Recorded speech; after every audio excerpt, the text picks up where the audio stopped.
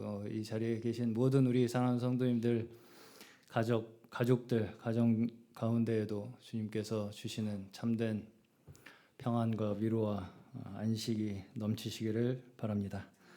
오늘 함께 나누는 말씀으로도 우리 권사님께서 기도해 주셨듯이 정말 진정으로 하나님께서 우리의 심령의 말씀의 빛으로 비춰주시기를 간절히 원합니다. 네, 오늘 이제 고린도전서 14장까지 말씀을 이제 좀 마무리를 해보려고 합니다. 네, 오늘 말씀의 제목은 영적 은사에 대하여라는 말씀의 제목으로 함께 이제 12장부터 14장에 걸쳐서 사도 바울께서 은사에 대해서 가르치시는 이 말씀을 정리를 해볼까 하는데 잘 될지 모르겠습니다. 네. 자, 고린도전서는 계속해서 이제 14장이 끝나면 15장, 16장 2장밖에 안 남았습니다. 이제 15장은 부활에 대한 말씀이고 16장은 마지막 이제 사도의 끝맺음 말씀으로 이렇게 마치기 때문에 거의 이제 주된 가르침은 마무리가 되고 이제 결론적인 말씀만을 남겨두고 있는 상황입니다. 그러한 상황 가운데서 이제 사도께서 어떻게 이 모든 말씀을 이끌어 가면서 우리에게 가르쳐주고 계시는가, 좀 정말 계시의 영으로 빛비춤이 있기를 바랍니다. 자, 고린도전서는 제가 계속해서 말씀드렸다시피 초대교회 당시에 고린도 지방에 있었던 그리스도인 공동체에 발생했던 여러 가지 문제에 대한 사도의 가르침과 권면을 주기 위해서 기록된 서신이죠. 자, 그렇기 때문에 우리가 먼저 이 고린도전서가 왜 기록되었는가, 그 기록된 의도, 사도가 이 서신을 기록한 그 의도를 우리가 분명히 더 알기 위해서는, 이해하기 위해서는 당시 고린도 지방에 있었던 이 그리스도인 공동체가 어떤 배경을 가지고 있었는가, 어떤 문화와 또 어떤 지식들을 가지고 있었는가, 이런 것들 또한 우리가 고려해야 할 이 조건 중에 하나라는 것이죠.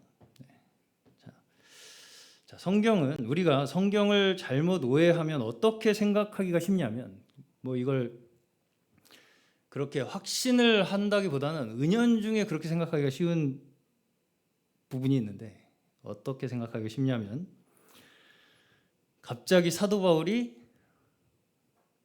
다른 인격이 씌워져서, 그러니까 다른 사람이 돼. 갑자기 사도 바울이 아닌 다른 존재가 돼서 자동으로 쓰여진 것처럼, 그런 식으로 성경이 쓰여졌다라고 생각하기가 쉽다는 거예요.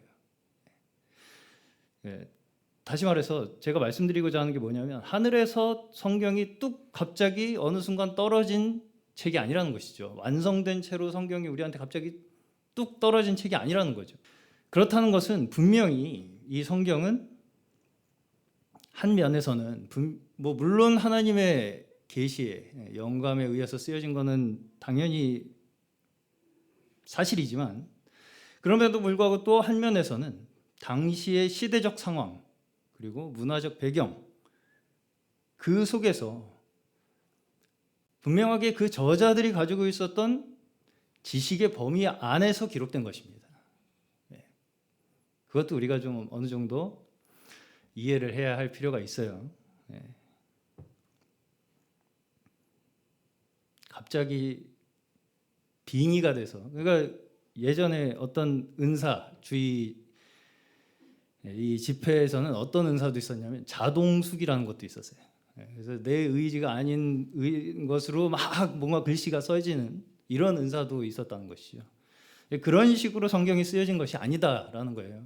분명히 그 하나님이 사용하시는 그 사람을 사용하셔서 그 시대의 그 역사적 맥락 속에서 말씀하신 부분도 분명히 그 안에 포함되어 있다. 자, 우리가 그래서 오해하기 쉬운 것이 무엇이냐면, 성경 말씀이 마치 어떤 시대적인 배경과는 상관이 없이 그러니까 전체적인 그 역사적인 맥락 속에서 이해하는 것이 아니라 한 부분을 딱 띄어서 분리시켜서 그 역사적 전체 맥락에서 이해하는 것이 아니라 한 부분만을 딱 잘라서 받아들여야 한다라고 하는 관점으로 보기가 쉽다는 거예요. 한마디로. 네. 자, 사도 바울이 자신이 이 고린도 전서를 기록할 당시에 이것이 성경이 될 것이라고 예상을 했겠습니까? 어려운 질문인가요? 네. 그렇게 예상하지 않았겠죠, 전혀. 두고두고 이걸 사람들이 정말 하나님의 말씀으로 그렇게 읽힐 것이라는 예상을 하고 기록하진 않았을 것입니다. 다시 말씀드리면 성경이 이루어진 그 과정조차 사람의 힘이 아니라, 사람의 의지가 아니라 하나님께서 이루신 역사 속에서 이루어진 일이라는 거예요. 역사의 과정 속에서 이루어진 일이라는 것입니다. 성경도. 이거 받아들이기 어려우신가요? 네. 어느 날 완성된 성경이 하늘에서 갑자기 뚝 떨어진 것이 아니라는 것입니다. 네. 여기서부터 우리는 신령한 것에 대한 오해를 하고 있다는 것을 우리가 알 수가 있어요. 네. 성경을 우리가 신령한 것 측면으로만 너무 바라보려고 하면 그렇게 역사적인 맥락 속에서 성경이 쓰여졌다는 것을 망각하고 어떤 한 일부분으로서 성경을 딱 띄어내서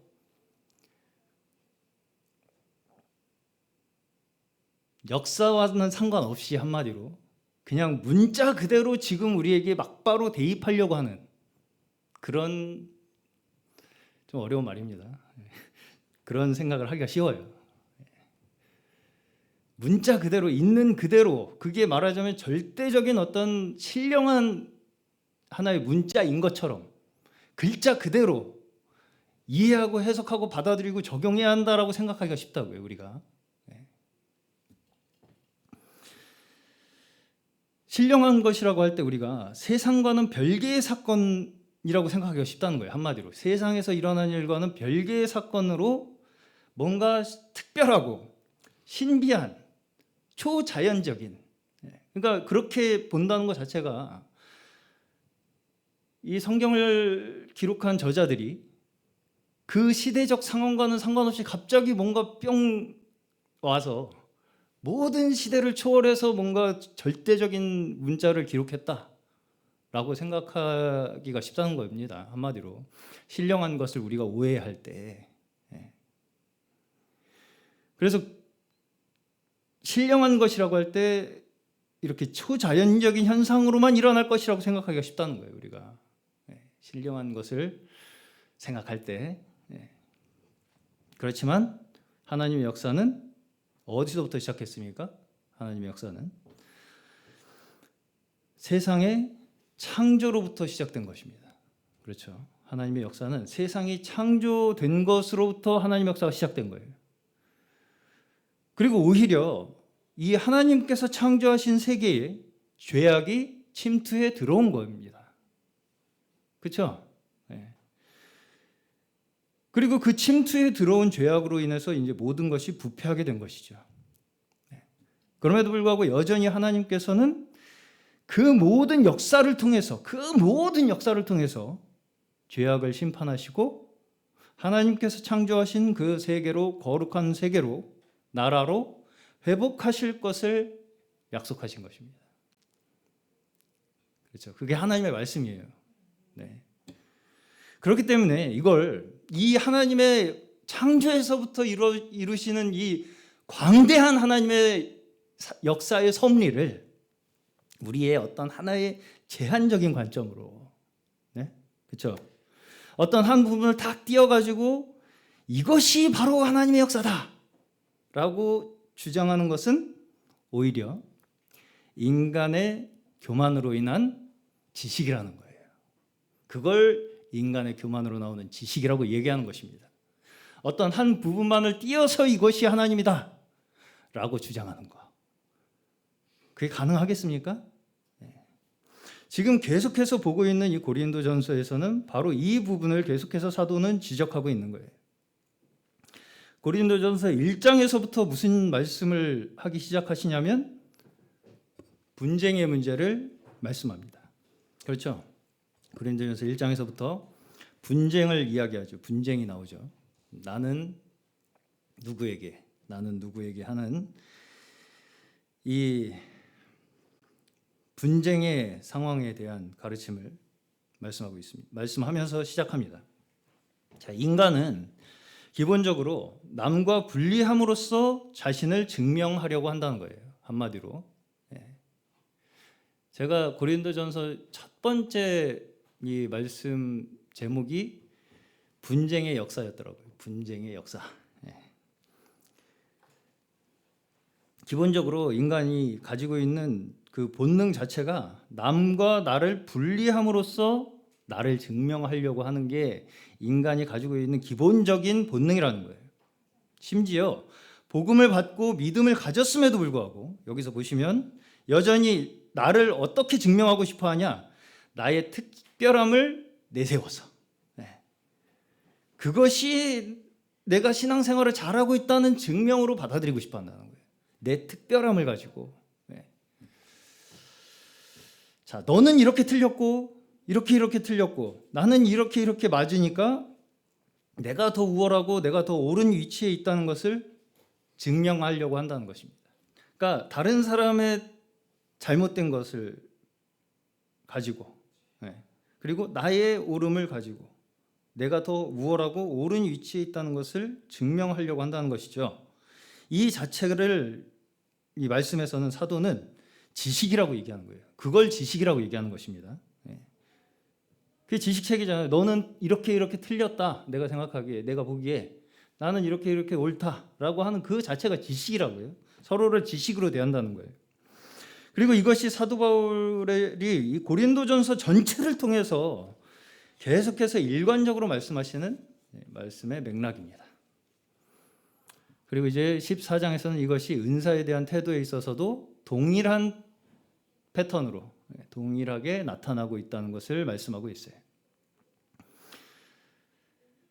그리고 이제 어떤 면에서는 이 은사라는 것을 우리가 어떻게 대하느냐, 지금 12장부터 14장까지 은사를 이야기하고 있지 않습니까? 사도 바울이 이 은사라는 것이 이 12장에서 14장, 말하자면 이 고린도전서 이제 막바지에 이 은사를 다루면서 결국은 이 은사를 우리가 어떻게 대하느냐가 우리 그리스도인이 가지고 있는 모든 이 분리적이고 지식적인 태도의 은사가 가장 이 마지막 지점에 정점에 있다는 것을 알 수가 있어요. 결국은 이 은사를 우리가 어떻게 대하느냐, 이것이 결국은 우리가 가지고 있는 모든 분리적 태도, 지식적 태도의 핵심에 있다는 것을 알 수 있다는 것이죠. 자, 은사는 하나님께서 각 개인에게 주신 은혜의 선물입니다. 그렇죠? 그런데 이것마저도 사람은 자신을 증명하기 위한 수단으로 사용하려고 한다는 거예요. 하나님이 주신 선물임에도 불구하고 그것마저도 자신을 위한, 나를 증명하기 위한, 나를 다른 사람과 분리해내기 위한 도구로 사용하려고 한다는 거예요. 사람이. 자, 우리에게 가장 큰 병이 무엇이냐면 한마디로 보이는 능력, 우리의 내가 가지고 있다고 생각하는 능력, 그 외적인 능력을 우리의 믿음의 척도로 삼으려고 하는 것입니다. 그것이 우리의 가장 큰 병이에요. 그래서 우리가 어떤 능력을 가졌는가를 측정해서 그것으로 사람의 가치를 매기려고 한다는 것이죠. 그게 세상에서는 당연하게 그렇게 벌어지는 일이죠. 그 사람 능력 위주의 평가. 그렇지만 사도의 말씀은 어떻습니까? 우리의 눈으로 보이는 대로 우리가 어떤 사람을 판단하는 것은 틀리다. 틀릴 수 있다라는 것을 12장에서 지체의 비유를 통해서 계속해서 이제 말씀을 하고 계시죠. 누가 요긴하게 사용되고 누가 아름다운 것을 얻게 될지는 우리는 모른다. 하나님만이 아신다. 이렇게 말씀을 하시는 거예요. 자, 그럼에도 불구하고 사람은 능력 지상주의에 빠지기가 쉽다는 거예요. 왜 그렇습니까? 그것이 우리가 사람을 급으로 나누어서 평가하기가 쉽기 때문입니다. 우열을 나누기가 쉽기 때문이에요. 그리고 이제 자신의 능력을 더 키워서 내가 더 높은 급에 속함으로써 다른 사람을 제끼고 내가 이기는 자가 될 수 있다라고 생각하기 때문이라는 것이죠. 그러니까 이기는 자가 되는 방법 자체가 다른 사람을 이기는 거예요. 다른 사람을 이기는 게 이기는 자입니까? 내가 누구도 제끼고 누구도 밟고 이렇게 해가지고 올라갑니까? 이기는 자를? 그렇게 착각을 한다는 것입니다. 근데 다시 말해서 나의 신앙적 성장의 척도를 어디다가 대고 자꾸 확인을 하고 싶어 한다는 것입니까? 다른 사람. 다른 사람을 보면서 내가 저 사람보다는 잘한 것 같다. 나은 것 같다. 이걸 가지고 계속 내가 얼마나 성장했는지를 확인하고 싶어 한다는 거예요. 저 사람은 아직 저건밖에 안 되네. 나는 저 사람보다 나으니까 이기는 자가 되겠지. 라고 하고 싶어 한다고요. 자, 이거 마치 뭐가 연상됩니까? 누가복음 18장에 바리새인이 저들과 같지 않음을 감사합니다. 라는 기도가 연상이 되죠. 그 기도가 바로 무슨 기도입니까? 다른 사람과 비교해서 내가 뭔가 도덕적으로 더 우월하다는 것을 가지고 하나님 앞에 내가 나아갈 수 있다고 생각하는 거예요. 그렇죠? 분명히 외적인 도덕적인 그 기준에서는 바리새인이 나을 수도 있습니다. 나을 수도 있어요. 세리보다는. 그럼에도 불구하고 바리새인이 세리보다 내가 나음에 감사합니다 라는 그 기도, 그것을 하나님께서는 의로 받으시지 않는다는 것입니다.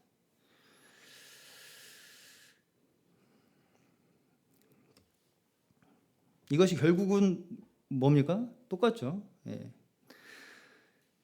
어떤 특정한 부류의 사람들을 나와 분리시켜요. 그렇죠? 저 사람들이라는 게 있어야 돼. 내가 옳기 위해서는. 나보다 못한 어떤 사람들. 이 사람들을 딱 깔아놔야 내가 옳은 사람이 돼요. 그렇게 해서 나를 증명한다는 거예요. 나와 다른 사람을 분리해서.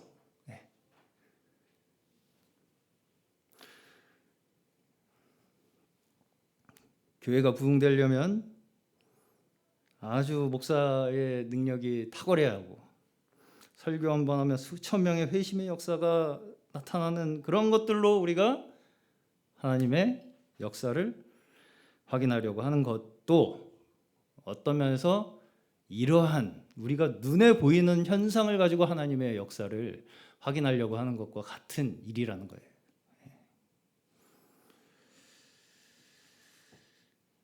이런 일들에 대해서조차도 우리가 우리의 어떤 개인의 능력으로 뭔가 내가 이렇게 세워야 한다라는 이거조차도 사실은 다 능력 지상주의적 생각일 수가 있다는 것입니다. 내 힘으로 이렇게 부흥이 뭔가 내 힘으로 일어날 것 같아. 내가 어떻게 하면 부흥이 일어날 것 같다. 라는 이 모든 생각들, 내 능력이 어떻게, 내 은사가 어떻게 더 잘 나타나서. 그래서 이제 우리는 예전에 이제 역사적 부흥의 시기를 이제 떠올리면서 그때는 어떻게 했으니까 부흥이 일어났어. 이런 이제 회상들을 많이 합니다. 그러면서 우리도 어떻게 해야 부흥이 일어날 거라고 하는 그런 어떤 이제 생각들을 많이 해요. 그래서 뭐 부흥 때 기도를 했으니까 우리도 기도를 해야겠다. 물론 기도는 당연히 해야 되는 것이지만 부흥의 조건에 기도를 끼워 넣는 것은 순서가 맞지 않는 것입니다. 우리도 부흥을 이렇게 해야 되기 때문에 기도합시다. 이게 맞는 이야기일까요? 그리고 이제 부흥을 위한 기도 운동을 막 시작합니다. 그게 과연 그 부흥이 과연 누구를 위한 부흥입니까?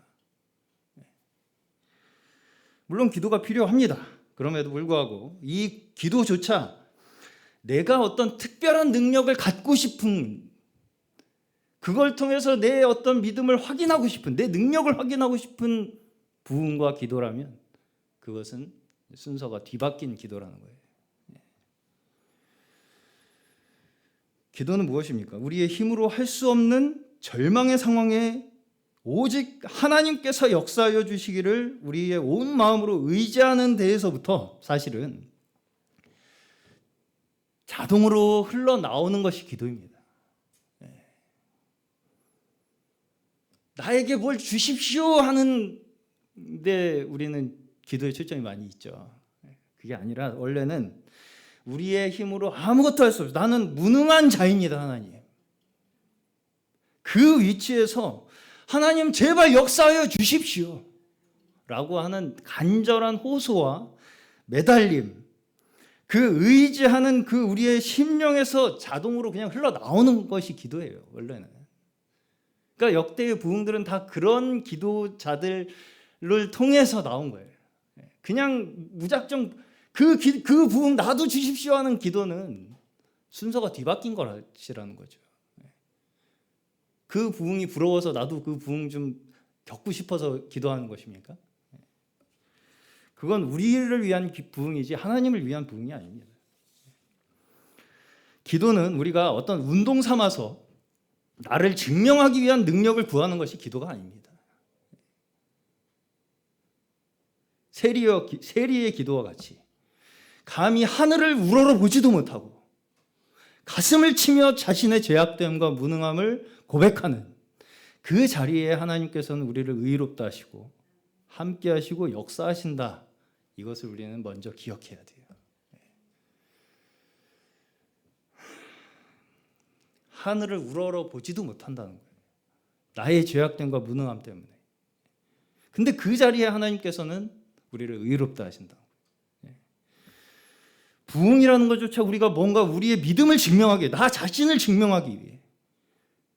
이러니까 우리가 옳은 거지 라고 하는 것을 증명하기 위해서 구하는 것이 되는 그 순간 거꾸로 가는 것입니다. 거꾸로 가는 거예요.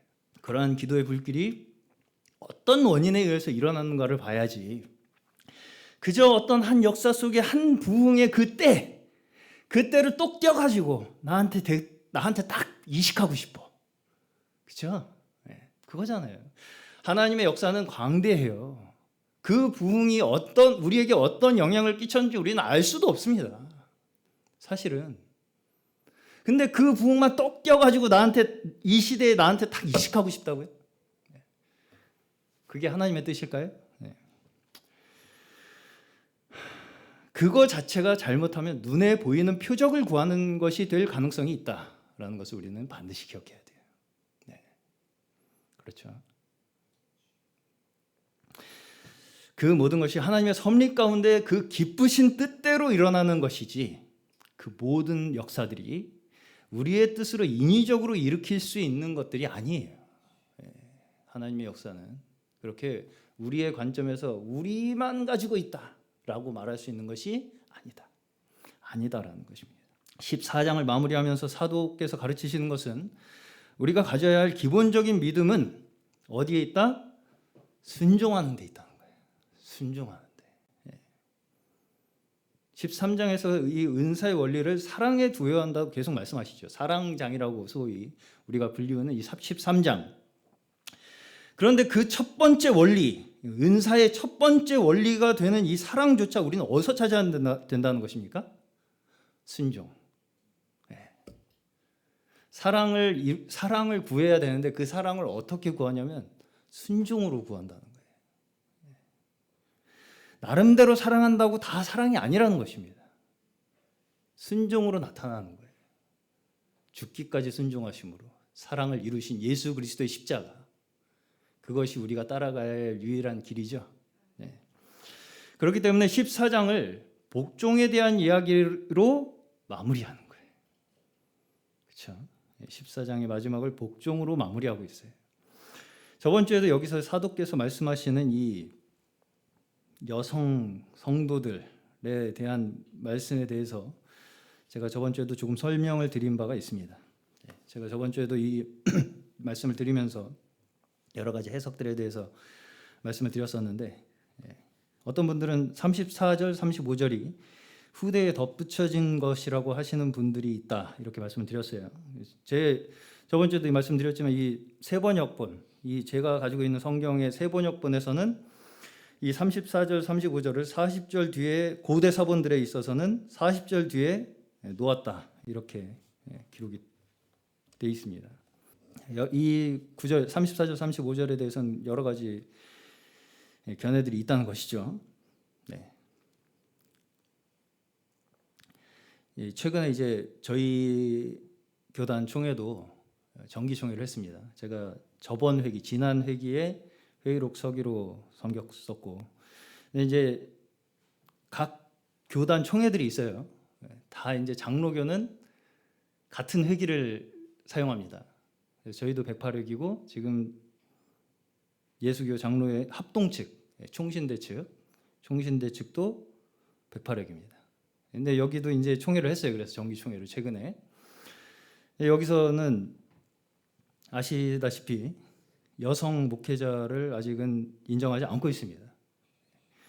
근데 이번 총회 때 여성 강도권을 첫날 허용을 했다고 해요.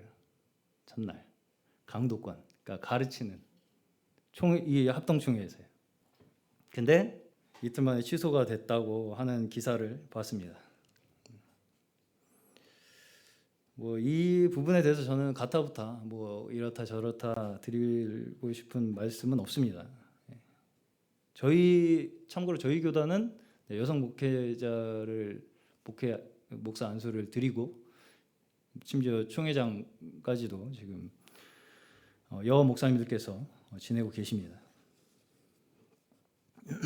그럼에도 불구하고 어떤 교단, 보수적 교단에서는 또 엄격하게 또 지키고 계신 교단도 있습니다.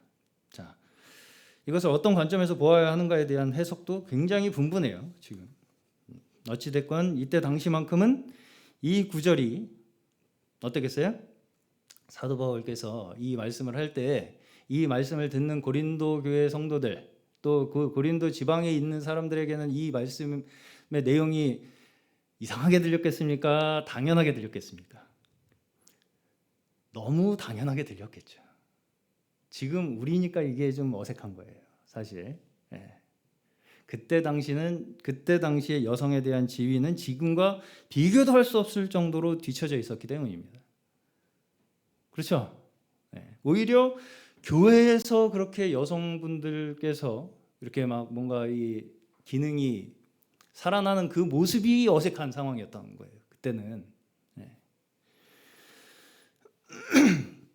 그렇기 때문에 교회 내에서 일반적 문화 속에서 바라보는 이 사람들의 이 일반 상식을 뒤집어 엎는 일들이 오히려 교회 내에서 일어났다는 거예요. 그러다 보니까 이것에 대해서 무엇을 가르치고 계신 것입니까? 상식적으로 행동하기를 가르치고 있는 것입니다. 상식적으로 일반 문화 속에서 용인되는 상식선에서 행동하기를 가르치고 있는 것이다 라는 거예요. 지금. 자, 이런 면에서 지금은 그때보다는 물론 많이 나아졌습니다. 그럼에도 불구하고 이것을 받아들이는 의견들은 언제나 다양한 관점이 존재할 수밖에 없기 때문에 각 교단이나 단체가 가지고 있는 문화나 상식의 수준이 결국은 거기에 반영되는 정도로 받아들이는 것이 적절하다. 저는 그렇게 생각합니다. 무슨 말씀인지 이해 가시나요?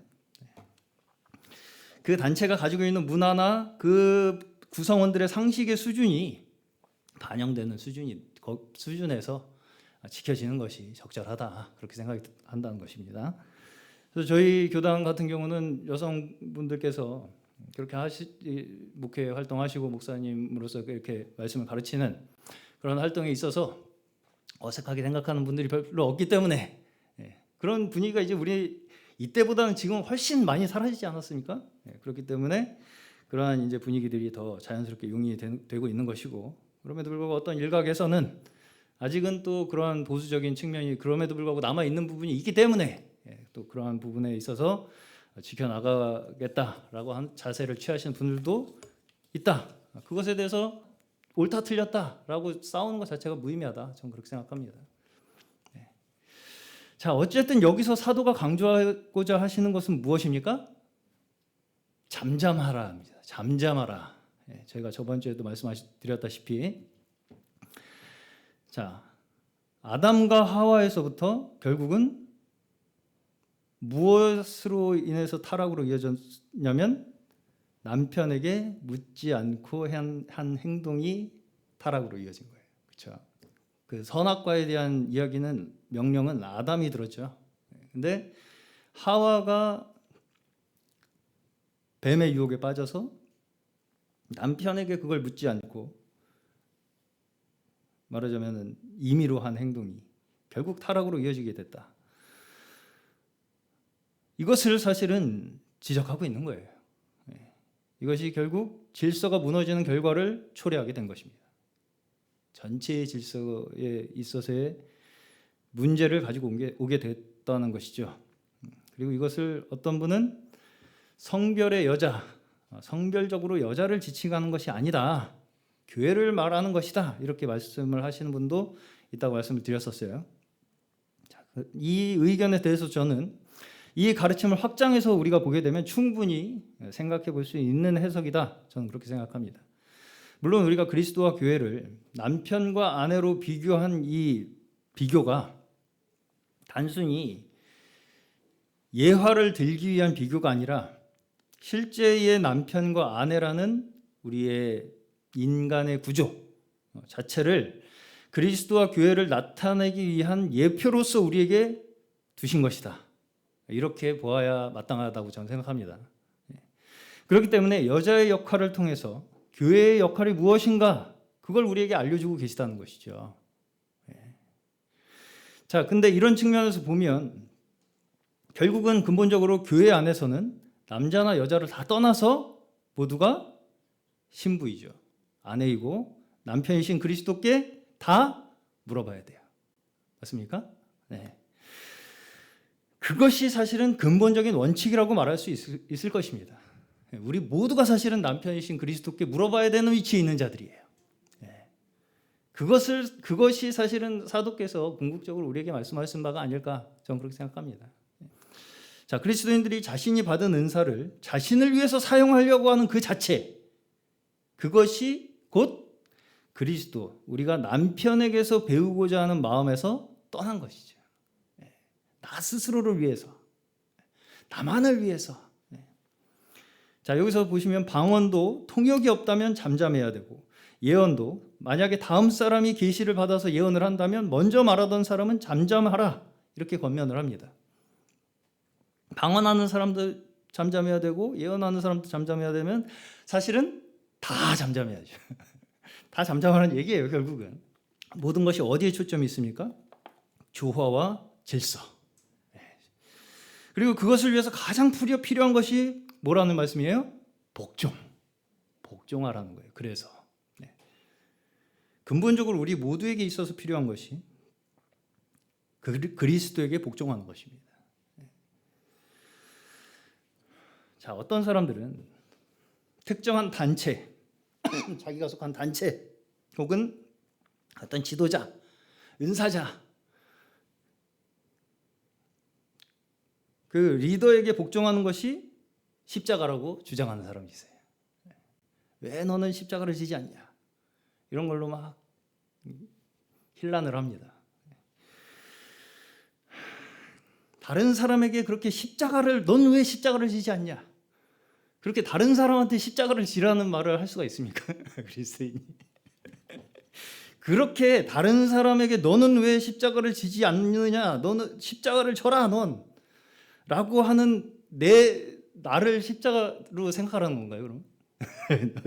어쨌든 내가 십자가니까 대줄 테니 나를 지라는 얘기인지, 그걸 아무렇지도 그렇게 말할 수 있다는 것은 이미 그 단체에 십자가의 원리가 적용되고 있지 않다는 얘기예요. 그렇죠? 그건 다시 말하면 나는 십자가를 지고 있다고 생각하는 것처럼 들려요. 나는 십자가를 지고 있는데 넌 왜 십자가 안 지니? 그렇죠? 다시 말해서 우리 단체에 순종하는 것이 십자가다 라고 주장하고 싶은 겁니다. 한마디로 우리 단체의 논리, 우리 단체의 어떤 말하자면 원칙에, 규칙에 순종하는 것이 십자가다, 이렇게 주장하고 싶은 거다라는 거예요. 자, 그러나 여기서 복종은 어디다 하라는 거예요? 집에서 남편에게 하라는 거예요. 집에서 남편에게. 어디 가서 딴 사람한테 하지 말고. 그리고 그리스도께 하라는 것입니다. 그리스도께. 자, 이미 다른 그리스도인들과의 조화를 거부하고 있는 그 단체 내에서의 순종이 진짜 순종입니까? 순종입니까? 아닙니까? 이미 다른 그리스도인들과는 조화를 거부하고 있어요. 그렇죠? 그 단체 내에서 하는 순종은 그리스도의 차원에서는 더 큰 거역을 만들어내는 것입니다. 그렇습니까? 아닙니까?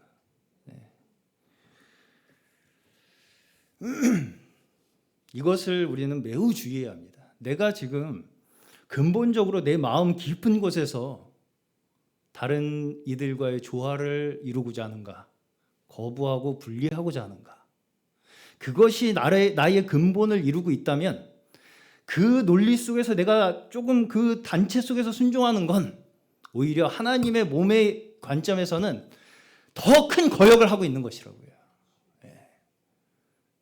근본적으로 십자가를 무효화하고 있는 것입니다.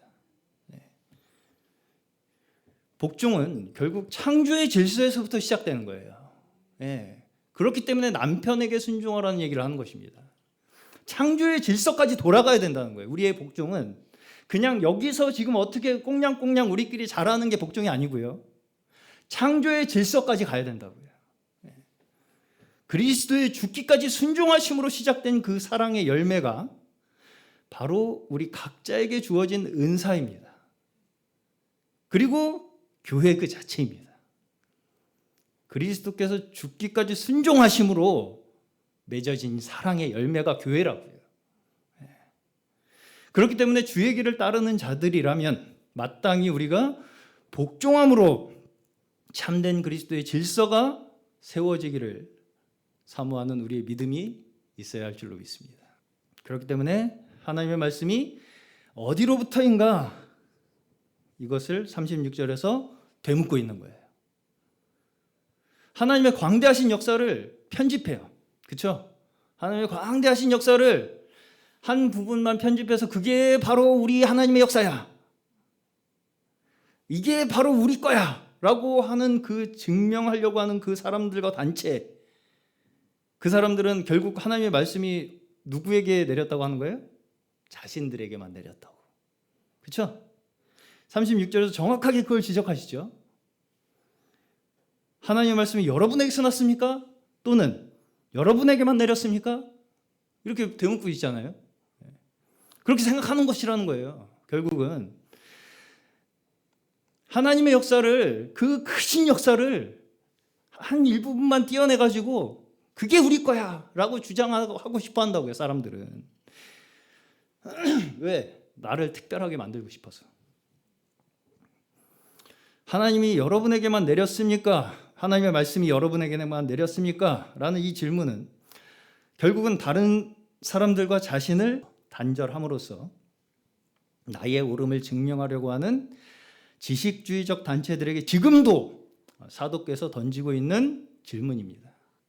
하나님 말씀이 여러분에게만 내렸습니까? 나에게만 내렸다고 생각하는 그 자체가 다른 사람하고 나하고 단절하는 거잖아요. 우리의 마음속에 근간을 이루고 있는, 믿음의 근간을 이루고 있는 것이 무엇인가? 이걸 우리는 오늘 주님의 말씀으로 빛비춤 받기를 원합니다. 온 우주의 역사를 통해서 이루시는 그 하나님의 섭리하심을 우리가 순종의 눈으로 바라보는가? 그렇죠?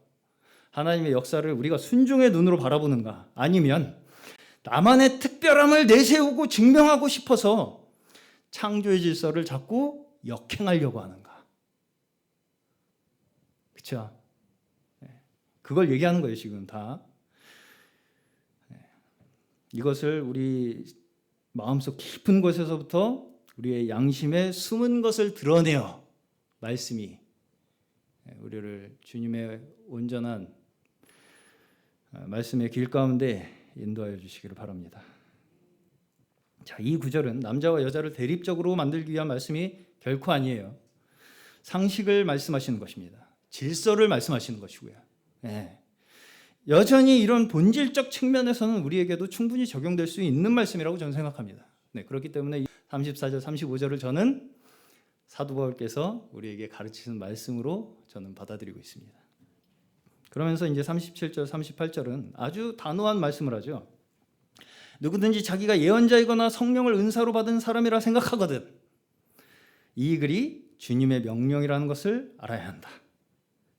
어떤 사람이 이 말씀을 인정하지 않으면 그 사람도 인정을 받지 못할 것이다. 이렇게 말씀을 합니다. 굉장히 단호하죠. 어떻게 이렇게 자신 있게 선언할 수 있겠습니까? 이 자신감이 어디서 나올까요? 이 가르침이야말로 가장 보편적인 말씀이기 때문입니다.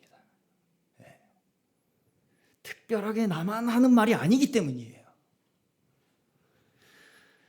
하나님의 광대하신 역사 속에서 예언하는 말이기 때문입니다. 예언자나 성령을 은사로 받은 사람이라면 반드시 그러한 자신의 예언이나 은사들이 보편과 상식 속에서 모든 사람에게 덕이 되어야 한다는 것, 이것을 깨달을 수밖에 없게 된다는 거예요. 예언한다고 해서 나만 특별하다고. 여기 보시면 예언하는 자는 예언하는 자에게 제재를 받는다는 말씀이 있어요. 예언하는 자라고 무소불위의 권력을 휘두를 수 있는 게 아니다라는 거예요. 그렇죠? 예.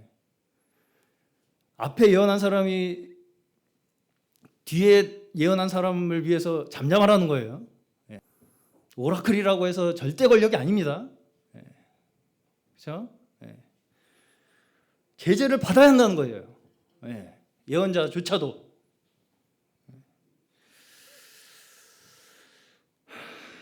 그렇기 때문에 이런 보편적 사랑, 다시 말해서 그리스도의 사랑, 그렇죠? 그리스도의 사랑이야말로 보편적 사랑이죠.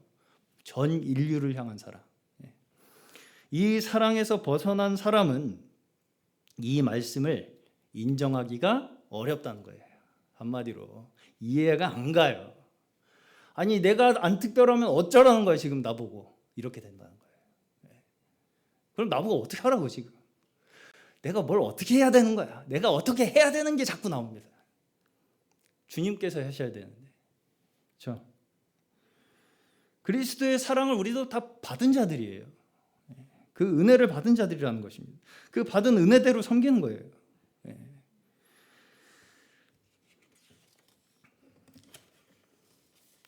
결국은 내내 자신의 특별함을 가지고 다른 사람과 자꾸 계속해서 분리해냄으로써 내가 인정받으려고 하기 때문이라는 것입니다. 그리고 그런 사람은 결국 뭐라고 그러십니까? 인정을 받지 못한다는 거예요. 결국 가서는 인정을 받지 못한다고. 나만의 특별함을 주장하는 사람은 결국 인정을 받지 못한다고요. 그렇죠? 그렇게 되고 있죠 지금. 인정 다 못 받잖아요 지금. 예언하기는 구하고 방언은 금하지 말라 이렇게 말씀합니다. 자, 물론 우리는 어떤 작은 은사 하나도 경시해서는 안 됩니다.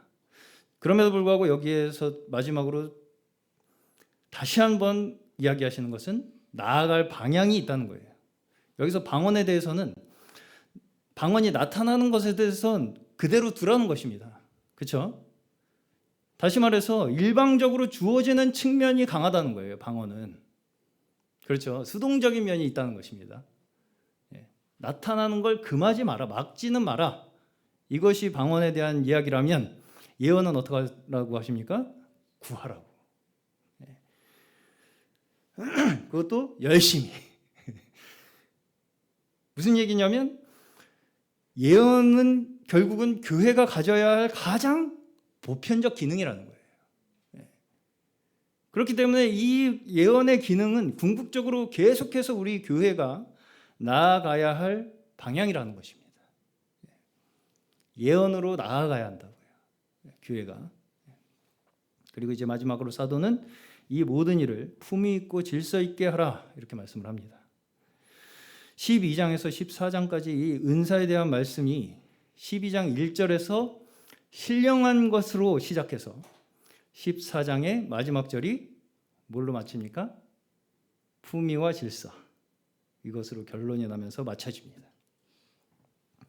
자, 우리는 어떤 사람의 말과 행동에서 아주 점잖게 말하고 뭔가 막 행동이 막 이렇게 막 하늘에서 막 천사가 하는 것처럼 그런 분위기를 보고 소위 영적이라고 생각하기가 쉽습니다.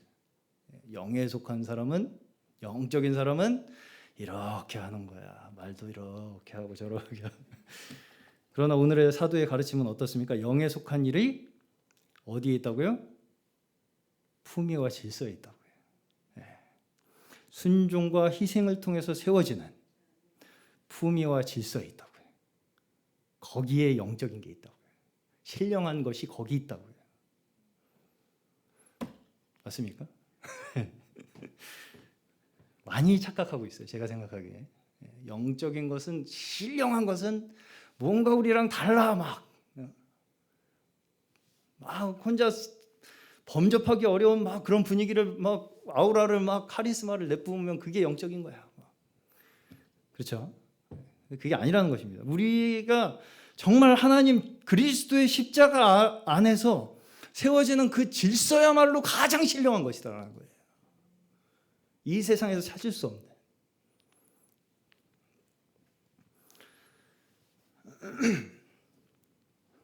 하나님은 무질서의 하나님이 아니라 평화의 하나님이신 줄로 믿습니다.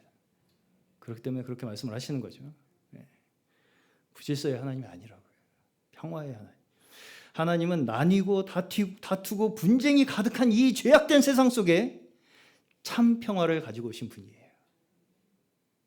그것이 사도께서 지금 우리에게 말씀하시고자 하는 핵심이다. 저는 그렇게 생각합니다.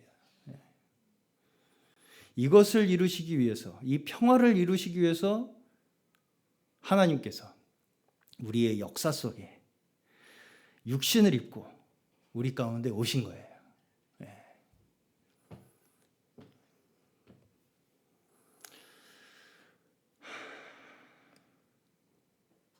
그렇기 때문에 이제 제가 다음 주에 약간의 예고편을 말씀을 드리면 그 모든 것이 종합되어서 정리되어야 우리의 믿음이 결국 뭐라고 말씀하시는 것입니까? 15장에 부활신앙이라는 거예요. 역사 속에서 실제로 일어난 부활. 거기에만 우리의 신앙의 뿌리가 있을 수밖에 없다는 것입니다.